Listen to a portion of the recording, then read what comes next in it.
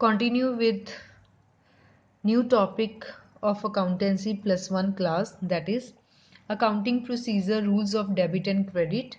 It means in this video we are going to study what are the rules of debit and credit to be followed in order to get our books of accounts prepared.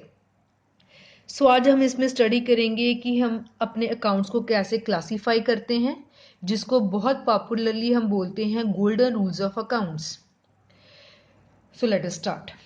सबसे पहले accounting में हम जब अपने accounts को divide करते हैं तो हमारे पास दो मेन कैटेगरीज होती हैं. The very first is personal account and second is in personal account.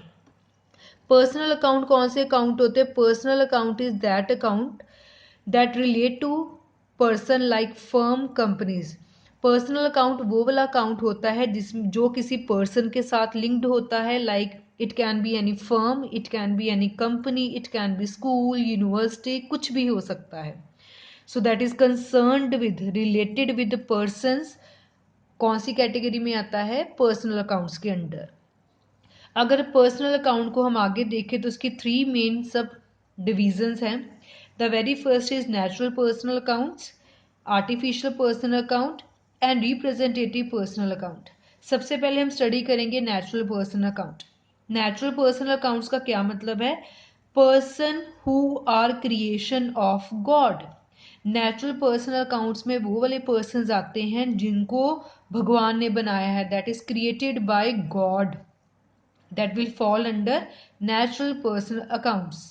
For example Ram account, Mohan account. अब ये इसमें जो राम है, मोहन है, वो रियल में ह्यूमन बींग्स हैं जिनको गॉड ने क्रिएट किया है. So that will fall under natural person accounts. जितने भी रियल ह्यूमन बींग्स होते हैं वो किस कैटेगरी में आते हैं? नेचुरल पर्सन अकाउंट्स में. Second is artificial personal account. Artificial नाम से ही क्लियर है, दैट इज नॉट रियल. जो रियल नहीं होगा वो कौन सी कैटेगरी में आ जाएगा? Artificial person account. Exist person in the eyes of law. इस कैटेगरी में वो वाले पर्सन इंक्लूड होते हैं जो कानून की नज़रों में जिसको हम पर्सन ही काउंट करते हैं. That exist in the I of law, जिनको लॉ ने क्रिएट किया है और वो लॉ की आईज में ही पर्सन के तौर पे काउंट किए जाते हैं. Examples are bank, school, company, firms. So जितने भी school, banks, company, firm, universities होती हैं that will fall under artificial person account. वो रियल ह्यूमन बींग्स तो नहीं होते but in the eyes of law उसको भी पर्सन ही काउंट किया जाता है. Then third is representative personal account. ये ध्यान से पढ़ना पड़ेगा. रिप्रेजेंटेटिव का मतलब होता है, जैसे हम बहुत सिंपल एग्जाम्पल लेते हैं, जैसे हर एक क्लास में हम क्लास रिप्रेजेंटेटिव एक सीआर बनाते हैं. अब जो वो सीआर है वो पूरी क्लास को रिप्रेजेंट करता है. अब क्लास में सीआर तो सिर्फ एक होता है और जो क्लास में बच्चे होते हैं वो ज़्यादा होते हैं. फॉर एग्जाम्पल अगर क्लास में 50 स्टूडेंट्स हैं और एक ही क्लास में सीआर है तो जब भी वो सीआर को हम बुलाएंगे तो वो अपनी पूरी क्लास 50 स्टूडेंट्स को रिप्रेजेंट कर रहा है. तो उसको हम कौन सी कैटेगरी में रखते हैं? Representative personal account. Creation group, certain groups of person, मतलब हमने ग्रुप्स बना लिए, उस ग्रुप में जितने भी पर्सन्स होंगे वो उसी में ही काउंट करेंगे. जैसे +1 क्लास हम लेते हैं. अब +1 जब मैंने कॉमर्स बोला, +1 कॉमर्स, अब +1 कॉमर्स में 50 स्टूडेंट्स हैं तो मतलब जब मैं +1 कॉमर्स का नाम लेती हूँ तो ऑटोमेटिकली वो 50 के 50 स्टूडेंट्स इसमें काउंट हो जाएंगे. That is called representative person account, जिसमें हम ग्रुप्स क्रिएट करते हैं और वो ग्रुप्स को जो है इसमें हम एक ही कैटेगरी में रख लेंगे. एग्जाम्पल से डिस्कस करते हैं. Outstanding expenses, prepaid expense. Let us take very simple example. मान लीजिए मेरी कंपनी है और मेरी कंपनी में 50 एम्प्लॉयज जो हैं वो काम कर रहे हैं.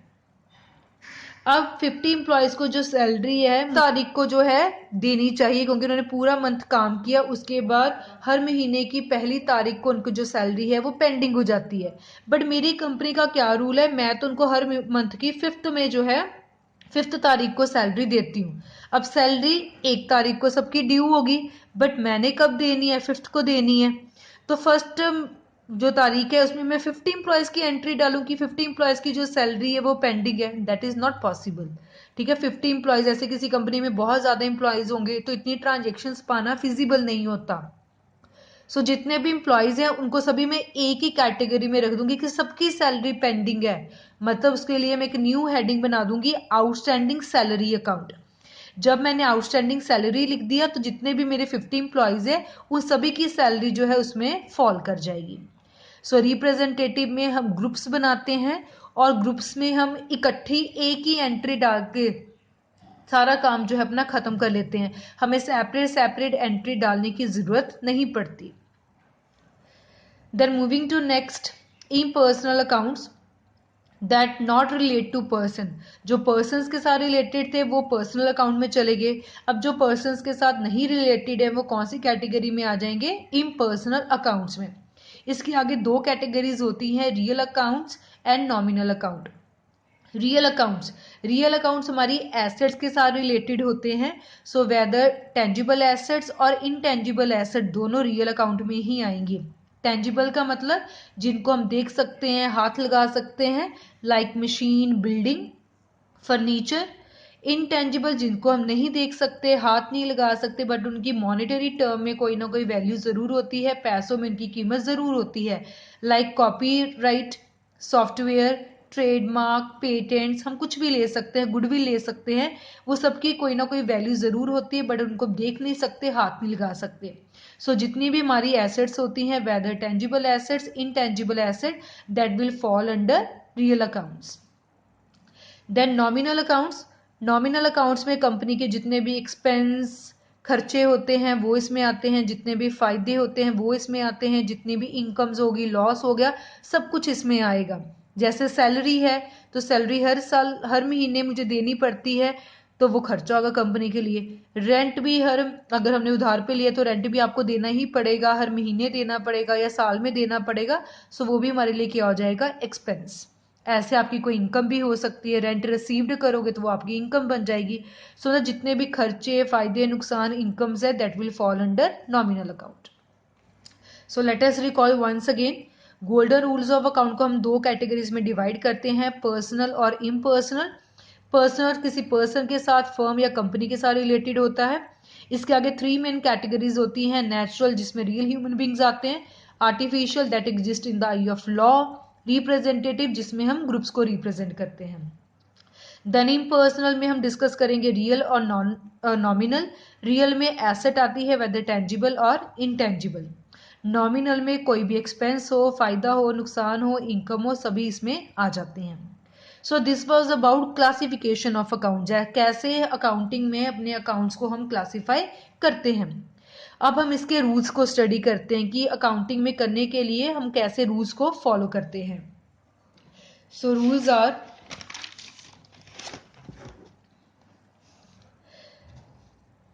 जिसको हम पॉपुलरली बोलते हैं गोल्डन रूल्स ऑफ डेबिट और क्रेडिट और गोल्डन रूल्स ऑफ अकाउंट्स। सो तीन मेन हमारे पास अकाउंट है, real account, personal account and nominal account. Real account main हमारी एसेट्स के साथ लिंक्ड होता है। सो इसका रूल होता है debit what comes in, credit what goes out. अगर कोई एसेट आप खरीद रहे हैं और उसकी वैल्यू इंक्रीज हो रही है तो वो डेबिट हो जाएगा।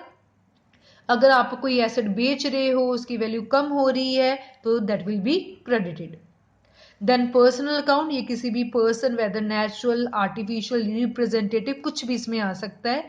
इसका रूल होता है debit the receiver, credit the giver. जो पर्सन इसको रिसीव कर रहा है तो उसका नाम डेबिट हो जाएगा, जो इसको दे रहा है उसका नाम क्या हो जाएगा, क्रेडिट हो जाएगा। देन नॉमिनल अकाउंट्स, नॉमिनल्स में हम अपने एक्सपेंस, लॉसेस, गेन्स और इनकम्स के बारे में बात करते हैं।